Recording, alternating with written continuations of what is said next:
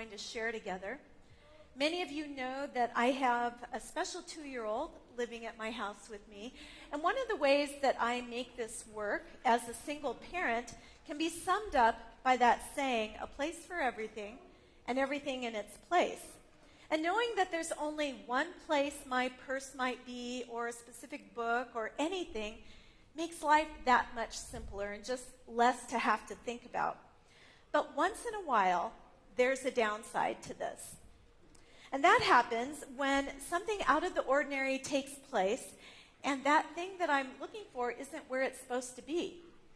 And when that happens, I have no idea how to backtrack, where to look for it, because I only put things where they're supposed to be. Well, recently, I had one of those out of the ordinary times. It was last spring when a group of us from Newday went to see The Thorn in Colorado Springs. And The Thorn is an Easter production.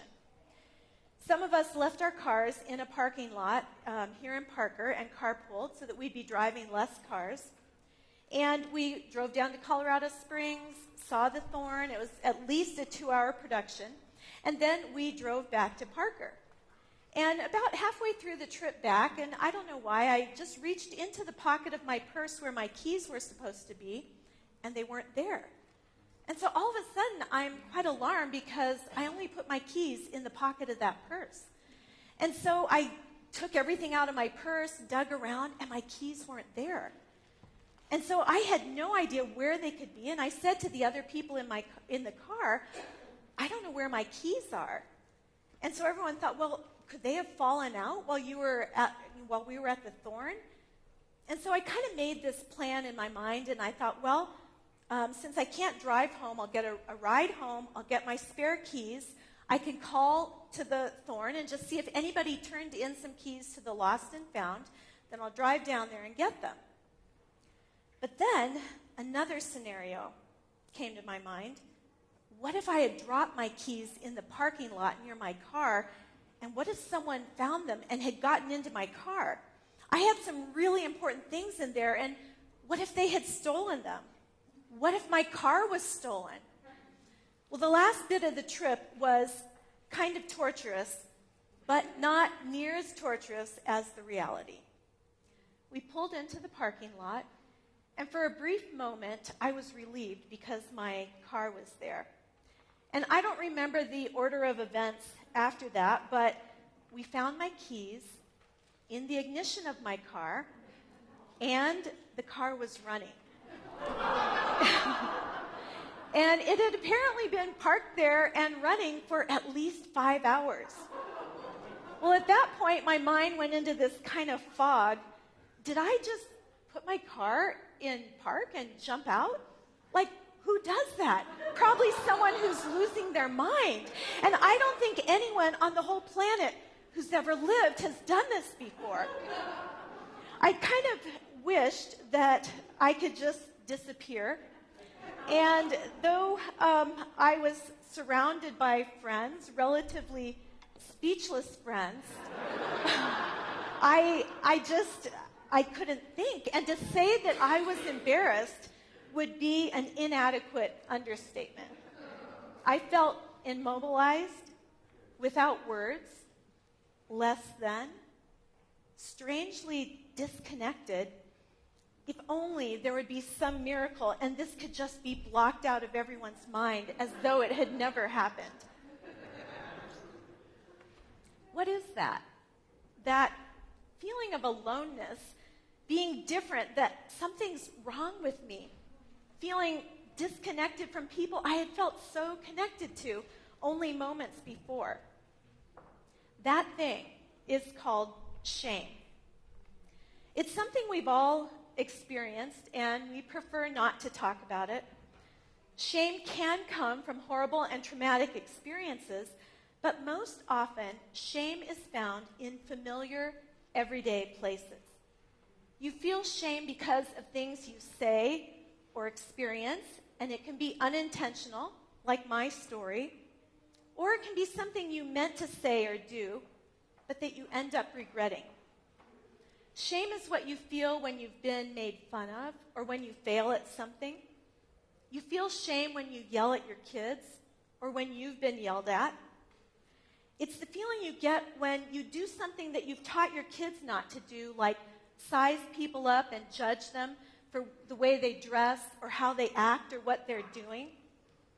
You don't like to admit that you do that, and you really don't like the part of you that kind of feels good when it happens. You even enjoy part of it, and that feeling that you don't like, that feeling is shame. When you've tried 100 times to stop doing something that's hurting you or hurting someone that you care about, or when you feel trapped in a behavior that no one knows about, you feel shame. And that feeling of shame hurts and isolates and disconnects you from the people in your life and from God. You felt it. We've all felt it. Shame is part of being in a sinful, broken world. According to researcher Brené Brown, shame is the intensely painful feeling or experience of believing we're flawed and therefore unworthy of love and belonging. If you boil that definition down to its simplest terms, shame is mostly fear of disconnection. And it's this fear of disconnection that makes shame a devastating experience, because if you think about it, the essence of being human is connection. That ability to forge meaningful, authentic relationships with other people. We are hardwired for connection. Where there's connection, life has meaning. But shame unravels connection. And that connection or aloneness is the dark side of sin. Well, this summer, we're in a series called The Untold Story of Jesus, where we're looking at stories that only the Apostle John told. The Gospels of Matthew, Mark, and Luke seem to track together to create a consistent account of Jesus' life. But John tells stories that the others left untold. And one of those stories is a very intense and emotional story about shame. And if you were here last week, you remember that Pastor Dave talked about this period of time in Jesus' life that John recorded in chapters 7 and 8, where the religious leaders wanted to kill Jesus. And that chapters 7 and 8 of John contain several death threats. Well, the story that we're going to look at today takes place in the midst of this time and is intended to be a trap for Jesus. If you have your Bible or a Bible app, let's look at John 8, and the story we're going to look at begins in verse 2. At dawn, he appeared again in the temple courts where all the people gathered around him, and he sat down to teach them. The teachers of the law and the Pharisees brought in a woman caught in adultery. They made her stand before the group and said to Jesus, "Teacher, this woman was caught in the act of adultery." John begins the story with the words, "At dawn."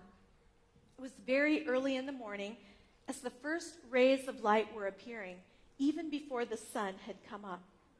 Jesus and his disciples went to the temple, as they often did, so that Jesus could teach.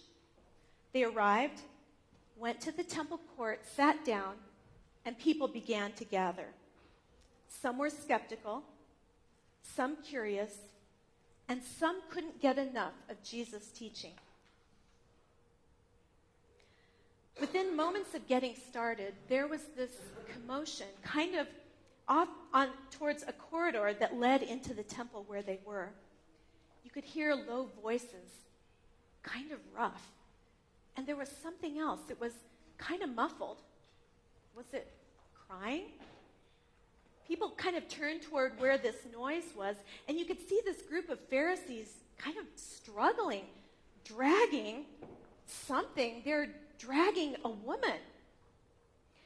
As he watched, John likely caught the callous tone when the Pharisees spoke. "Teacher, this woman was caught in the act of adultery."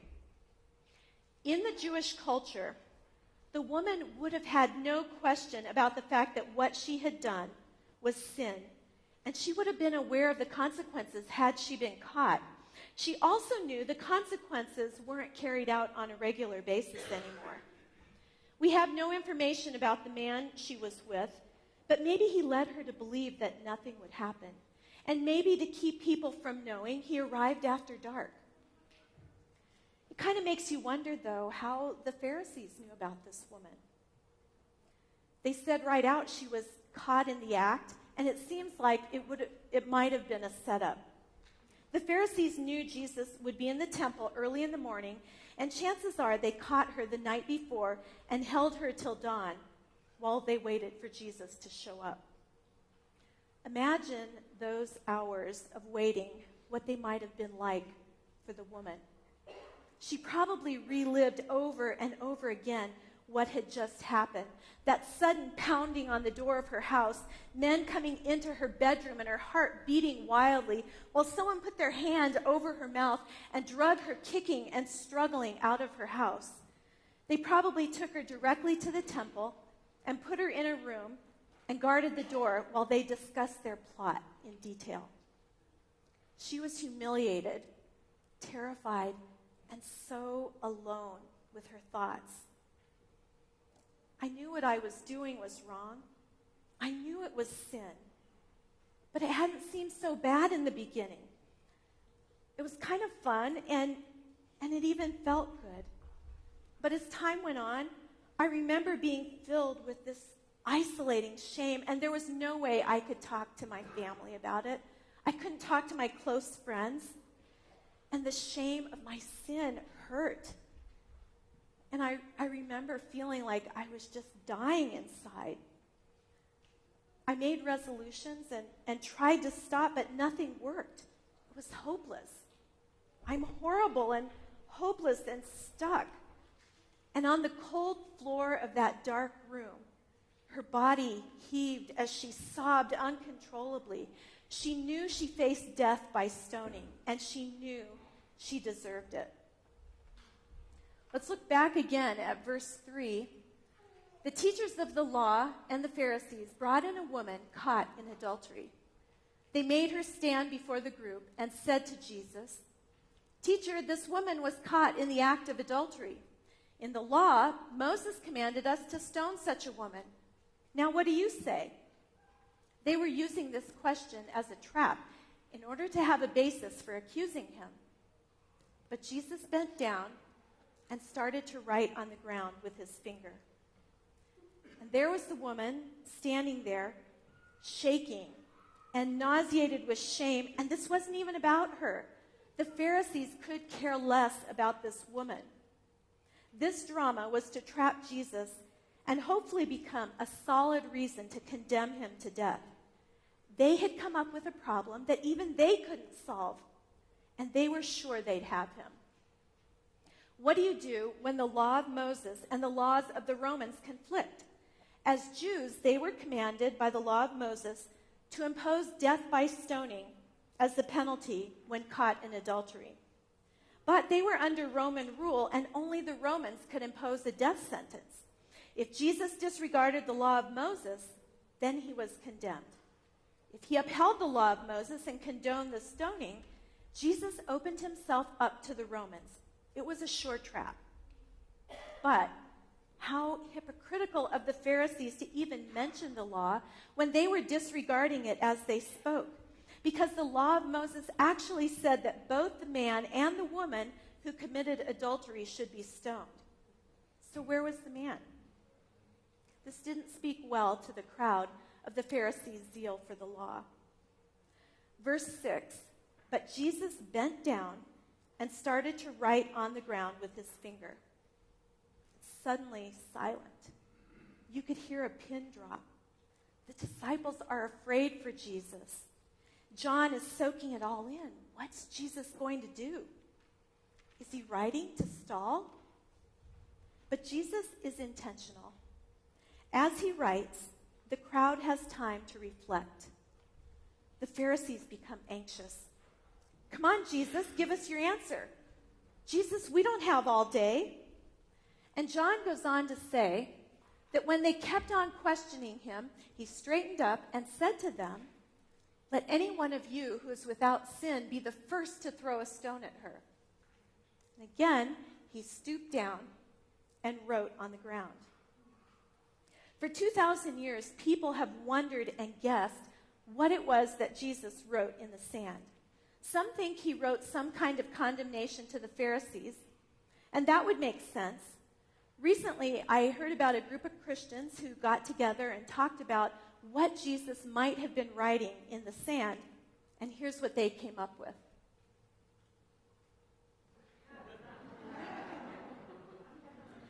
Actually, no one knows what Jesus wrote. But verse 9 says, "At this, those who heard began to go away one at a time, the older ones first, until Jesus was left with the woman still standing there. Let any of you who is without sin be the first to throw a stone at her." They were guilty and condemned, and they knew it. They dropped their stones and began to walk away, the older ones first. Was that because they were quicker to realize their own sinfulness? Maybe. Or maybe it was because it was more a reflection of their culture where the young men deferred to their elders. Whatever it was, the people had left, and Jesus was alone with the woman still standing there, still sick with shame. And Jesus straightened up, and I imagine him with this amazing smile on his face, and he asked her, "Woman, where are they? Has no one condemned you?" And Jesus' question wasn't technically about condemnation, because by being there, she had admitted she was guilty and deserved condemnation and death. What Jesus was really asking was, "Has no one required you to pay the price for your sin?" "No one, sir," she said.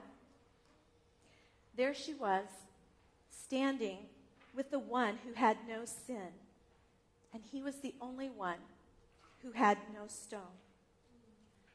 Don't miss this moment, because this is what you and I are here for. He said, "Neither do I condemn you. Go now and leave your life of sin." And those words felt like a breath of life into her soul, and the woman felt alive for the first time in longer than she could remember. In your moment of shame, because of something you've done or said or didn't do or are stuck in, and that's every single one of us, Jesus' words to you and to me breathe life. I don't condemn you. I don't condemn you. Just breathe that in. As Jesus spoke those words, he knew that it wouldn't be much longer before he would take on himself the sin of her adultery, and your sin, and my sin, and the sin of everyone who's ever lived. And he would feel alone and cut off from people, and more profoundly cut off from God. Jesus would feel sin, and he'd feel the ugly, devastating shame that comes with it, and it would kill him. The woman didn't have to pay the price for her sin, because Jesus was going to do it in her place, in your place, in my place. Jesus' interaction with this woman shows us what God's heart is like towards a sinner. John didn't write this, but I imagine Jesus walking the woman beyond the temple court so she wouldn't have to leave alone. And perhaps John, who had just been so completely taken in by this story, kind of leaned in as Jesus spoke to the woman one final time. And John caught the words, "Go and leave your life of sin." If you've grown up in church, you've heard the story and you track with Jesus' mercy and grace toward this woman.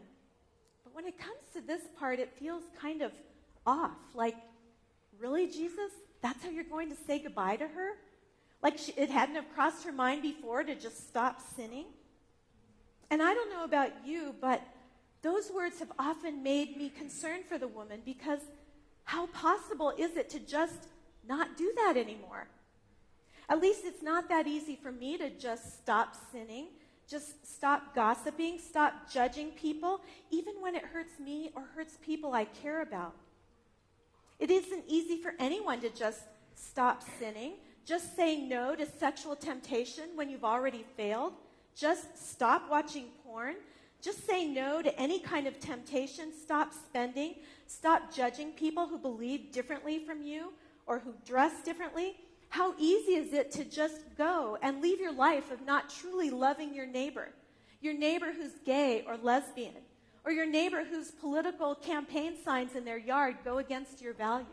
How easy is it to just stop not loving your neighbor whose kids are ruining your grass playing ball on it, or who wake you up lighting firecrackers after midnight? Was it fair to just say, go and leave your life of sin?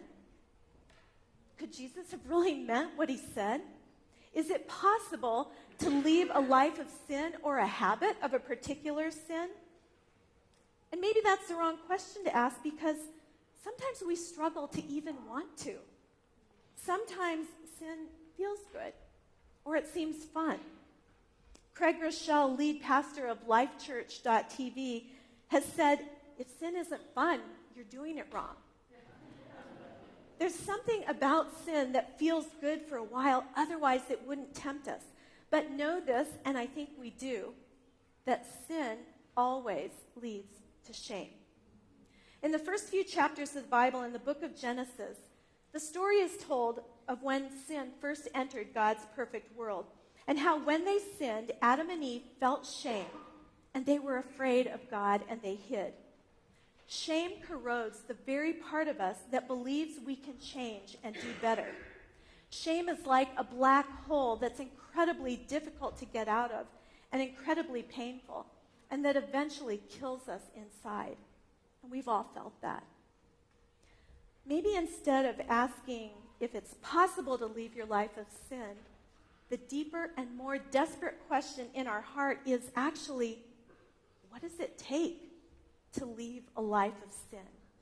How, before sin pushes you into that black hole, or even after you've been pushed into that black hole, how do you leave a life of sin? The answer has to do with the grace and mercy that Jesus showed this woman.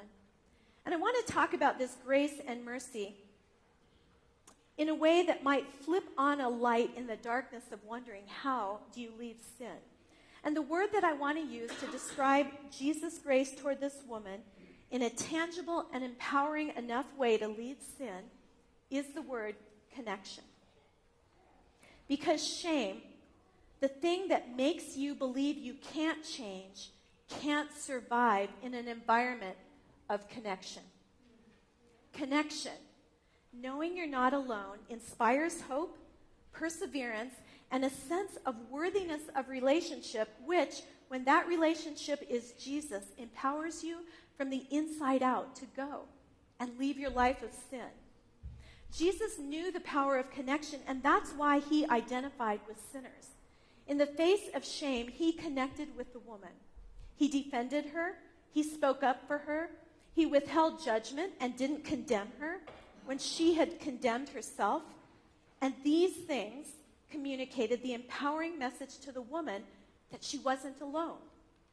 Researchers today call this kind of connection empathy. Empathy is simply connection, and it's said to be a strange and powerful thing.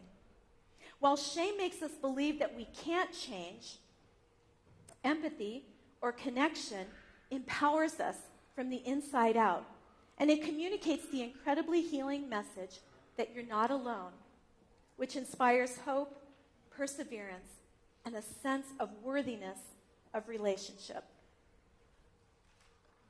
Knowing that we're not alone is so empowering that of all the things Jesus might have said to his followers when he left them for the last time, he chose these as his final words. And be sure of this, I am with you always, even to the end of the age. And maybe without actually having been there, go and leave your life of sin sounds like an unfeeling way for Jesus to have said goodbye to the woman. Maybe if he were saying it today, he would say it something like this. There's one last thing I want to tell you. Because I've paid the price for your sin, I'm making it possible for you to never again feel the shame that sin brings and that kills you on the inside. I will never leave you. My Spirit will live in you and empower you from the inside out to stop sinning. I don't condemn you. Go and leave your life of sin. Jesus' grace as connection is a strange and powerful thing. It conveys the incredibly healing message, you're not alone. And that's what it takes to leave a life of sin. So what do we do with this? This grace that Jesus showed the woman needs to touch our lives in 3 ways. The first, accept the grace. What is that thing that brings shame to you, that you don't want to talk about, that you fear you'll never be free of? And we don't like to think about it this way, but that question is really, what is your sin? It can be big and it can be small, but if it's sin, it will bring shame. Identify that thing, admit it, embrace it if you will, and as shameful and alone as it makes you feel, know that if Jesus were right here, he would say the same thing to you that he said to the woman. I don't condemn you. You're not alone. I've paid the price for what you've done. Connect with me and I will empower you from the inside out. Go. Leave your life of sin. The second way this grace should touch us is the idea of remember the grace. Because sometimes our harshest criticism and judgment over our own sin and failure comes from ourselves. And I know it's that way for me. We can feel alone in it, and because shame makes us feel unworthy of connection, it's a very painful thing that we can bring onto ourselves. And so what's important to know is that shame gets its power from being unspeakable. And the truth is, if you talk to someone who has earned the right to hear your story, shame will be disarmed and lose its power.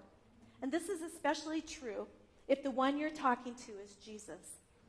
But it's equally true and important to find a fellow Christ follower who has earned the right to hear your story and talk to him or her. I recently had a conversation with someone who shared her story with me. She told me how she loved the Sabbath, and she had kept the Sabbath from the time she had grown up, and that it had brought so much blessing to her life. But she had come to a point where she had a difficult decision to make. Her job required that she work on the Sabbath, and that was something that she didn't believe was right for her. But being the sole provider in her home, speaking up at work seemed like too great of a risk. And so she decided to just be silent and to live contrary to what she knew in her heart to be right. She began in a short time to feel shame with that, and she became harsh and critical toward herself and isolated herself. Soon she just stopped reading the Bible and stopped attending church. But there was something that was freeing about putting words to that shame and sharing her story, and eventually she just felt free from that bondage that she had put herself in. Talking had softened her toward herself, and she decided to be bold for what she chose or for what she knew was right, even in the workplace. Lastly, extend grace. As Christ followers, there's no greater privilege in following Jesus than to extend grace to others. And instead of judging, which only makes shame worse and leads to more of the destructive behavior, extend grace by providing empathy or connection and send the incredibly healing message, you're not alone. The amazing thing is that you don't have to have the same experience to provide empathy. You only need to connect with the emotion someone is experiencing. And we can all do that because we've all messed up and we all know how that feels. We offer empathy by withholding judgment, by listening, and by simple words like, I know that feeling. And offering this kind of grace is a strange and powerful thing that conveys the incredibly healing message, you're not alone. Well, this is going to sound like a big leap in thought, but stay with me because it's all connected. I don't usually pay to see superhero films, and I don't remember the circumstances, but I actually did pay to see Iron Man, which stars Robert Downey Jr. as Tony Stark. And there's an interesting story about Downey that illustrates the power of connection and letting someone know they're not alone. Several of Downey's colleagues were asked, who would you rather be? Tony Stark, the fictional genius billionaire philanthropist played by Downey, who becomes Iron Man, or would you rather be Robert Downey Jr. himself? Well, surprisingly, the choice wasn't even close. People overwhelmingly would rather be Robert Downey Jr., which was surprising given Downey's history, which was described as a tortured existence. Downey's career started out promising, but was demolished by an addiction to cocaine and heroin. He had spent years in prison and was virtually blacklisted by Hollywood. Directors were wary of Downey's track record of failing to show up for work, and so insisted on a prepayment of an exorbitant insurance premium to cover non-performance. The guy who first stepped up and paid the premium in order to give Robert Downey Jr. another chance was Mel Gibson. Ironically, Gibson, after a career and a family life in which he seemed incapable of false steps, was the next guy to shipwreck. Gibson's alcohol-fueled, racially insensitive outbursts quickly landed him in Hollywood's version of Outer Mongolia. In 2008, Robert Downey Jr. was honored by his peers with a special comeback award. He asked that Mel Gibson serve as the presenter, and here's what Downey said that night when he came to the platform. Actually, I asked Mel to present this award to me for a reason. Because when I couldn't get sober, he told me not to give up hope, and he urged me to find my faith. Didn't have to be his or anyone else's, as long as it was rooted in forgiveness. And I couldn't get hired, so he cast me in the lead of a movie that was actually developed for him. He kept a roof over my head and food on my table. And most importantly, he said, if I accepted responsibility for my wrongdoings, and if I embraced that part of my soul that was ugly, hugging the cactus, he calls it, he said that if I hugged the cactus long enough, I'd become a man of some humility, and that my life would take on a new meaning. And I did, and it worked. He asked in return that someday I'd help the next guy in some small way. It's reasonable to assume at the time that he didn't imagine the next guy would be him, or that someday was tonight. So anyway, on this special occasion, I humbly ask that you join me, unless you're completely without sin, in which case you picked the wrong industry. Join me in forgiving my friend his trespasses, offering him the same clean slate that you've offered to me, and allowing him to continue his great and ongoing contribution to our collective art without shame. He's hugged the cactus long enough. Mel Gibson later said of Downey, he was one of the first people to call and offer the hand of friendship. He just said, hey, welcome to the club. Let's go see what we can do to work on ourselves. Offering this kind of grace conveys the incredible healing message, you're not alone. This simple message in relationship with Jesus and with each other is empowering enough to move every one of us to go and leave your life of sin. What if Newday were a community that accepted this grace and extended it to ourselves and to each other? Imagine the freedom. Imagine a clean slate and all things new. It can happen today, and it can keep happening every single day because it's a gift from the one who says, I've paid the price for your sin with my own blood. I'm with you always. I don't condemn you. Go, leave your life of sin. In just a moment, the worship team is going to lead us in a response to this grace. And I invite you to make this song your prayer.